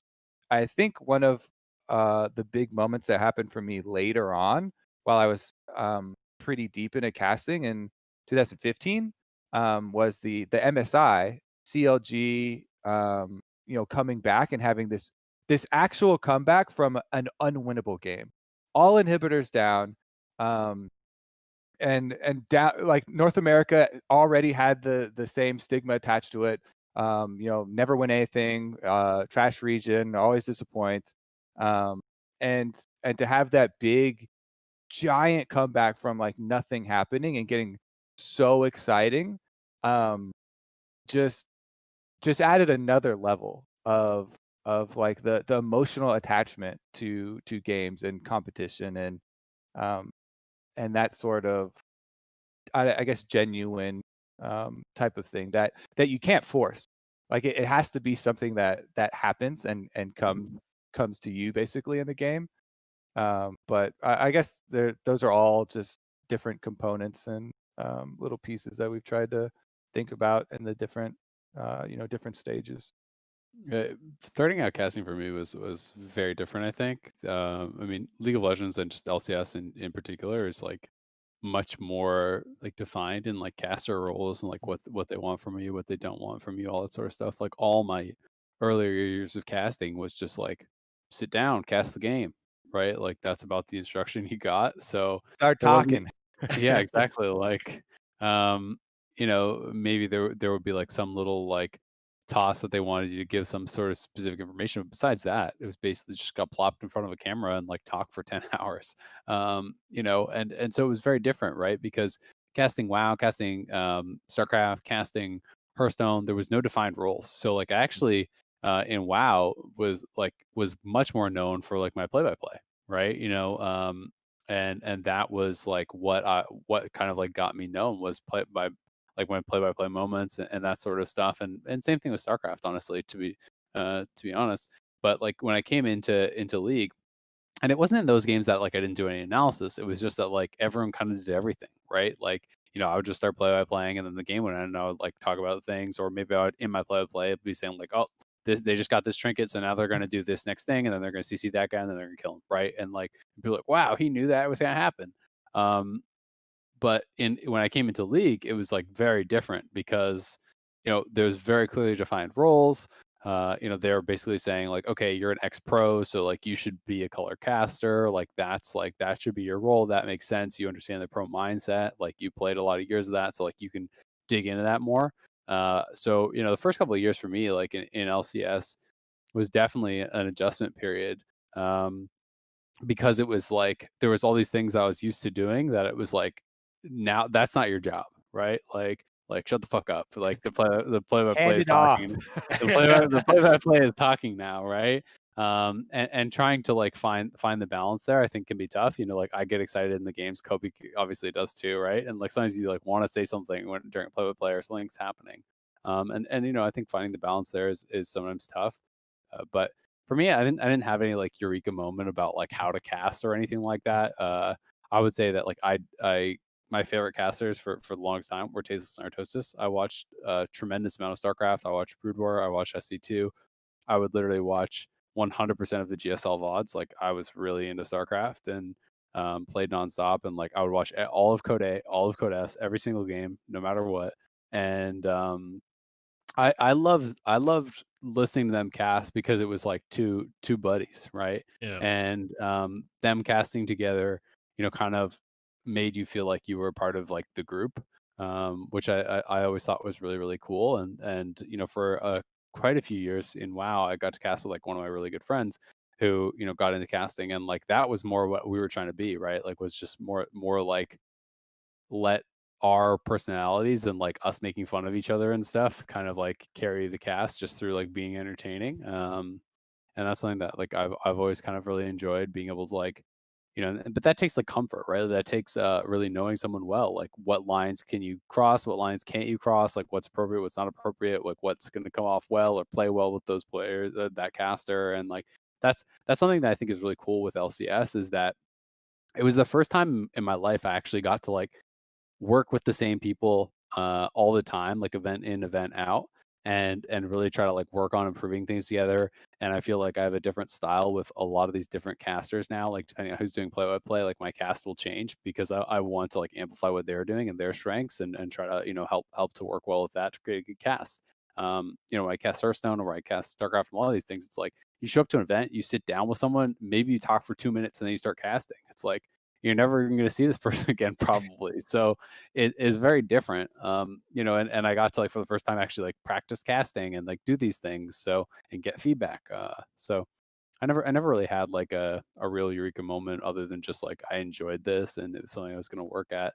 I would say like my favorite moment casting ever by far was just casting in Toronto, in the Air Canada Center, because like I've been in esports literally my entire adult life, and my family had never been able to come to an esports event because there's like nothing in Canada, and they couldn't really travel to go to something. So it was like having this huge League of Legends event. Like growing up, we would sometimes go to like basketball games in the Air Canada Center with my family. Like a few times we would like drive up to Toronto and like get some tickets and watch a game. And so it was like we were back to this place that I'd gone with my dad and everything, and my brother and my mom, and they were all there, and some of my good friends were there, and it was like being back in Canada in this big thing with my family there was just like the most amazing feeling ever. And I got to do the opening analyst desk, and I can't remember what I said, but I was just like I just said something along the lines of like, feels so good to be home. And like the crowd just like popped off, and I literally was like gonna cry, right? I was just like, I was just like, oh my god, I was completely overcome by emotion. And it was, yeah, that's I think forever gonna be my favorite moment in casting. I don't think anything can ever top that. What do you kind of guys see as like the future? What does that hold for you? Because I mean, there was always, as I heard you guys talking about your past and pro career, like I could kind of see there was a little bit of longing there to go back. But I mean, maybe that's not the case. But like, is there something like, do you want to just stick with casting as long as you can? Like, do you want to see it go into the long term where you're just like, look, I'm just going to keep going with this as long as I can? Or what do you guys kind of hope for the future? I mean, for me, like as far as like the longing of like pro stuff, like the way I always describe it is that as a pro, I had much higher highs, but I also had much lower lows, and the day to day sucks ass. It's bad. Like it really is, right? Like, the only thing I cared about winning by the end was like the world championship. Like I'd won everything else a bunch of times and stuff. Like I wanted to win more world championships, right? And so it's like if that's your mindset, it's like you're literally dedicating your entire year to this one event, and then some small minuscule thing goes wrong at the event and you lose, and now you just like want to die. Like your whole year just feels like it got thrown in the trash. Like that to me is pro gaming. and like when you win, it's like euphoric, right? Kobe said it was like the best feeling in his whole life when he won, WCG. It is this like euphoric feeling, right? Because you've dedicated everything you have into getting to this place, and you win, and it's paid off, right? And it feels that you've been validated. It feels incredible. When you lose, it feels horrible. And casting is much more even keel. There's high moments, there's low moments, but I would say that it's much more even keel than pro gaming. So like I don't know that like I want to go back to being a pro. I don't think that it's realistic. I don't think that I ever would. But like, am I going to cast the rest of my life? I don't know, right? Like I enjoy casting. I've always kind of just like followed what I enjoy, and done pretty well with it in esports. And I've cast a lot of different games. So like to me, if like 10 years down the line, League of Legends is gone as an esport, like I don't think that has to be the end of the road, because it's like my 4th or 5th game already. As far as like would I do other things, like maybe, I have some interest in doing the team side. Like teams will reach out to I think a number of casters. We've seen a number of casters move over to coaching positions and GM positions and stuff. Like that's definitely something that's out there. But for me, at least, it would have to be like, for me to want to do a GM or coaching position, it would have to be like the perfect opportunity, right? Like it would have to be like the right team, like the right salary, the right security, like all these things would have to come together, because I do think that those types of jobs are like so all consuming, right? Like it becomes your like existence completely. And I wouldn't want to do it unless I was ready to sign up for that, because I wouldn't want to like half-ass something like that. It's just not really who I am. So I don't know. Like I'm happy casting. I would love to keep casting, but you never know what the future holds. Yeah, I talked to several teams about both coaching and GM positions, and literally from one of the coaching ones, um, my response was like, yes, like I am very competitive as a person. So, and right now I do feel like I would really love to be able to have that full commitment to one team, because like Azael was saying, you do like there is no comparison to winning and getting that feeling and being the best. But there is a huge possible downside. So, um it can take a big toll, and you really want it to be perfect. Um, to his point about you need a lot of conditions to align, um, one of them would also, for me, one of my responses in the talk was, all right, I am interested. Like I would want to do this, but I would not want to do it and be worse than Jat, because he just made that move. Like I can't now move to a worse team and be a coach than Jat. Like I'm gonna be the second like C9 shittier. Kobe I'm the confirmed. shittier version. No, like so I need you to guarantee me that I have full commitment. I have this. I have this. I have this. So that You I need can the do $8 million roster to one so up. I can do it Yeah. my way, and I can win, because I'm not going to make that jump if I'm not going to win. Okay, because that's the pull of it. And there's like no job security in coaching and competitiveness. GMing and stuff. Exactly. Like people get canned every year, right? Like as long like Kobe and I have cast for a long time. If we continue to work hard at casting, we should have a job casting, right? Like it feels like if you stop putting in effort and you're not working and prepping and really putting in effort, of course you could get fired, right? But I feel like we're at a point where if we continue working hard and working at it and trying to improve as we do, then we have a job at LCS, right? Like I'm not thinking I'm going to get fired next year, right? As long as I'm doing the same that I'm doing now. Whereas like coaching and GMing and those types of positions, as much as like there is that allure of like being more invested, right? Like you're going to be living and dying by the results of a team, and that can be exciting. There also is the reality that it's like sometimes things outside of the coaches or the GMs or whatever control can happen, right? Maybe your team loses their budget, and all of a sudden your team sucks. Yeah, it can. Or maybe the players don't like each other, that turns out, and there's disagreements, and there's always things that happen that can be kind of beyond people's control and sometimes unforeseeable. Even great teams can fall apart. Reaper is the most successful, kind of like most well-respected coach in North America ever. His team went from like absolutely slamming spring and undefeated in the first half of summer to they don't make worlds and he doesn't have a job. Right. And that was like the best coach. Everyone said he was the best coach. So you never really know what's going to happen, but it does feel like things can kind of change very quickly, not only for pros, but also for coaches and GMs and stuff too. One other thing I like about casting and especially the position with LCS is that with LCS we are so involved in all these different aspects that you get variation. I'm not just cast. We're also working with content generation. I'm also working with directors extremely closely, producers extremely closely, like all these different aspects of creating a show or a form of entertainment. So I'm interested in a lot of these different little pieces of it. And I could see doing a different one of those pieces, but I don't think that I'll be leaving, competitive gaming, esports. Like I would still want to do something in this genre along these lines. I've already, done engineering and done desk job, and yes, I still like you have the degree, it doesn't expire, but it's not something that I would want to go back to. And it also is like, you don't have you don't keep up with current happening followings and stuff. And I just And feel you'd be like starting at square one, right? yeah, have so much invested in this industry that something along these lines. Yeah, would I definitely think be I'll the be in play. esports for my entire life for sure. Yeah. I just don't know what it'll be, right? Like I always thought that I would be in like WoW forever, and then that WoW esports kind of went downhill and like didn't get sponsored there, and then I thought maybe it was StarCraft and things that it's like stuff happens, right? I am a realist in that I know that it's like this is my 4th or 5th game, may not be my last game, right? Like it may be, and if it is, that's awesome, right? Like if I can cast this until I'm 60 or 70 or whatever, and I'm just like an esports grandpa, Kobe and I are on the desk holding it down, for like the 50th year, that's cool. But you never know what's going to happen, right? Esports, like there's not a lot of games that have really stood the test of time, fully. So maybe League will do it.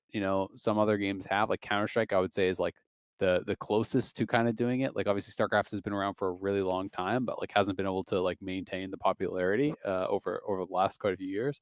Counter-Strike I think had a dip in popularity, but like with CS:GO, the majors and everything, it's huge, and that game has been around forever. So it's possible, but you just don't really know. Yeah, I think that's where I'm at as well. Is like I would love to do this like forever theoretically, right? And I've been a producer in the past as well. I had a couple of years sort of not quite away from casting, but casting and then mostly producing. But like the thing deep down in my heart is like I'd love to be that guy that's on the desk in 50 years time that's got gray hair, and like everyone knows them. They're like the dinosaur. Nobody really knows where they came from. They're just the guy that like they say something and everyone just automatically they like compare it to a game that happened 20 years ago or to a player that was around years and years ago, and like everyone just believes them kind of thing. I'd love to eventually be that figure, but that's obviously like a long way off. But I think we'll come back. We'll come back in 40 years for Bevvies and the boys again. Yeah, the 40-year reunion. Yeah. With that though, I think we should start to wrap up this episode. So I want to give it over to you guys one last time to do any shout outs to stuff you're doing. If there's like a dive episode coming up that you want to shout out, or if you're doing YouTube or Twitch, now is your opportunity to give that a yell. Well, we did our last dive episode for this year, but we are going to have one at the beginning of next year before LCS starts. I'm not sure when it's going to be, but it'll be good, and you can follow our Twitters for the announcements where we do most of that. Mine is Esports Kobe. Azael's is Right Azael. Is there something else? Right Azael. Right Azael. Yeah, there you go. And I started streaming on Twitch. Twitch, not a true friend. Not a true. No, definitely fake friend, 100%. Well, see, I didn't know because a lot of us took Riot out of our Twitter handles, so I didn't know if it was just Azael or if you still have a Riot in there. He's still Riot. Yeah, I'm still Riot. And then my Twitch is just Kobe on Twitch. I got nothing. Yeah, thanks for having me on. Thank you to my wonderful wife who's waiting for me for waiting for me, and yeah, that's about it. I'm excited for next year, and yeah. Hi, Joanne. Hi, Joanne. Yeah, thanks so much for joining us. Dagdo, anything you want to shout out before we close out the show? No, just a massive thank you to the two guys for coming on. It's been an absolute pleasure, and it's been great to actually talk to you two. Yeah, it's been an absolute pleasure having you guys on. This is the last episode of the year. So check it out on Spotify, on Apple Podcasts as well, and on YouTube, and obviously on Twitch. We're going to close out the show. It's been Munchables, it's been Dagda, it's been Kobe, and it's been Azael. Thank you so much for joining us, and we'll see you guys in 2021 for more Bevvies of the Boys.